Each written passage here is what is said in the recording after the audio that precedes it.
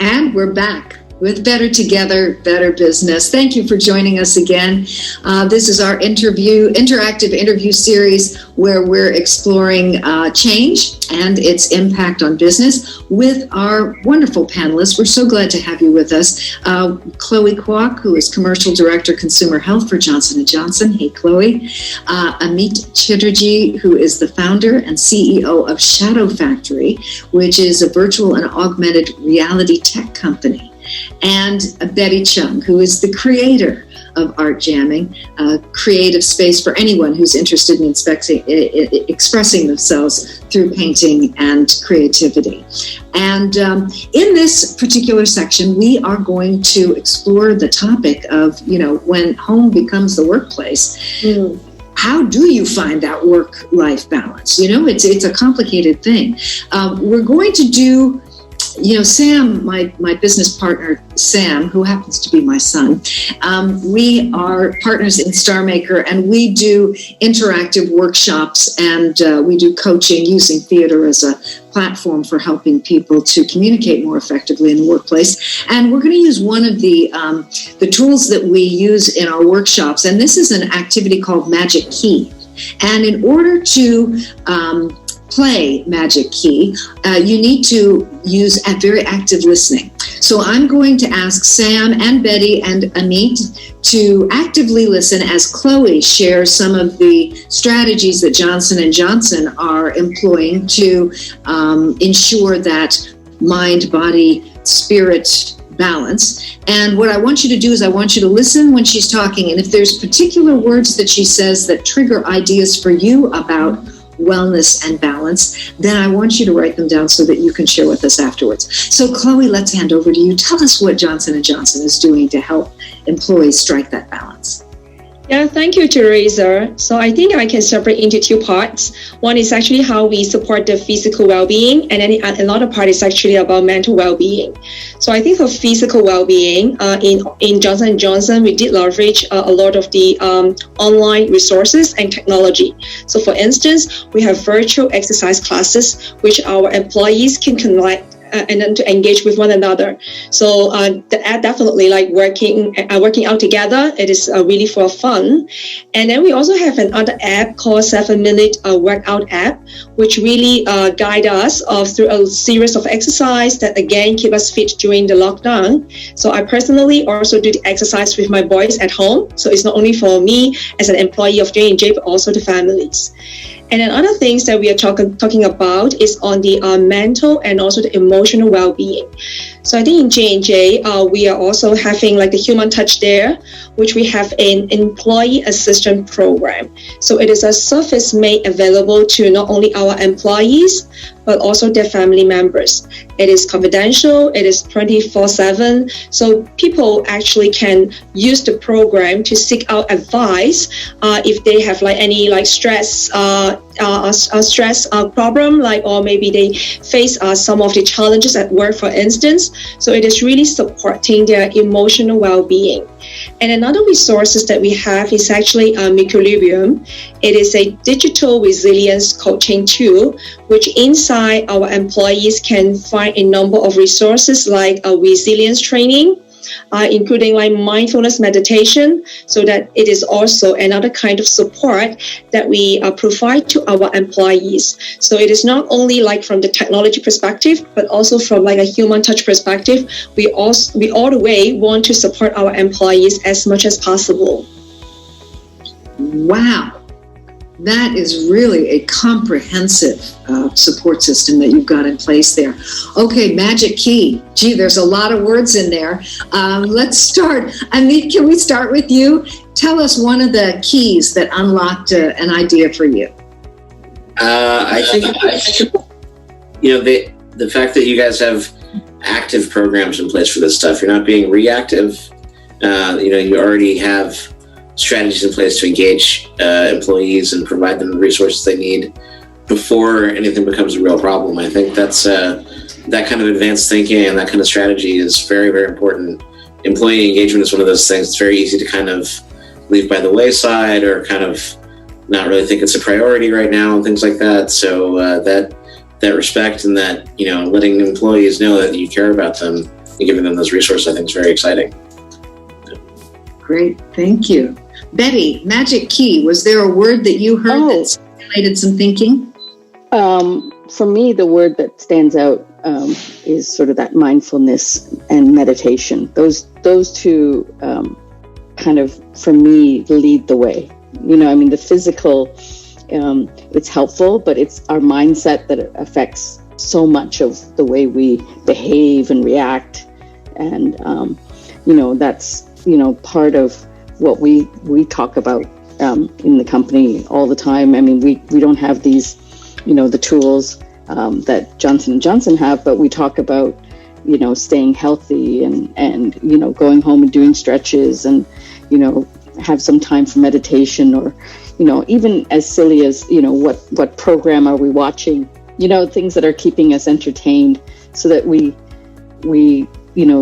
stay grounded, and I think that's a really important place to be, because normally we have socialization to keep us happy, and now we have to share in a different way. That's great. Okay, Sam? Listening to what Betty was sharing there, what stood out to me, the number of things, but at the end there, she said, this idea of staying grounded.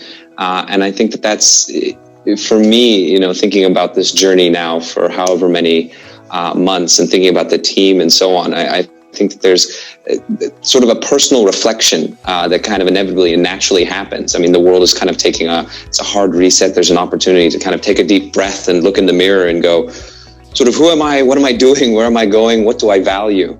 And I'm a big believer in thinking through ink. Everybody's got their own methods of doing it. And, Betty, I know for you, it may even be painting, expressing sort of your inner being through an art form. For me, it's writing, doing personal inventories, stream of consciousness. But the idea is to manifest something, download what's going on in sort of the subconscious into something that you can tangibly see. And it's like a mirror. You get to look at it and sort of say, so these are the things that are bothering me, or these are the things that I really value, or these are the things that I aspire towards. And that idea of sort of staying grounded, I find that sort of writing out what it is that you're looking to do, and doing just sort of even short lists. It doesn't have to be perfect. It's only for you. And in many ways, you could take it and tear it up and throw it away after you're done with it if you want. Really, it's just about the process of doing it and manifesting it. And so, that idea of staying grounded, it kind of feels like over time, we have this opportunity to kind of create a compass for ourselves so that we always know where our North Star is a little bit. That's what made me think about it. Thank you, Sam. I'll tell you one of the magic keys that came up for me, Chloe, when you were talking, and that was when you were saying that people could reach out for support for emotional challenges. And I think it's, what stood out to me is the importance of talking about things and having somebody that you can trust and talk to about what's bothering you, and whether you're feeling despondent. Everybody's got a different sort of nature, and different people are wired differently in terms of the degree to which they need socialization. I mean, I'm one of those people. You'll be surprised, Betty, because you probably think of me as being this extrovert who wants to be around humans all the time.